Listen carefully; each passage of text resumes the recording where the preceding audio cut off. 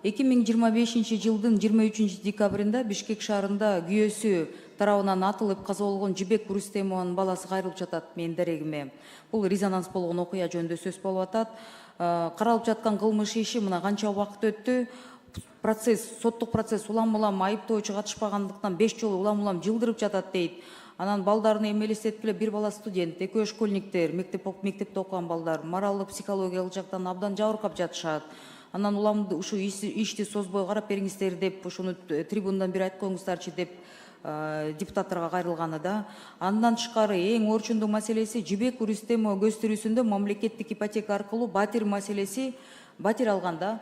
Бирок президентибизге, өкмөткө рахмат, ошонун карызы бар болчу, ошону төлөп өкмөт тарабына жабылды деген маалымат келиптир. Банк алдында карызы толугу менен жоюлганы айтылган дейт. Бирок ошондой эле батирди каттоо соттун чечими мыйзамдуу күчүнө киргенден кийин гана мүмкүн экени маалымданат.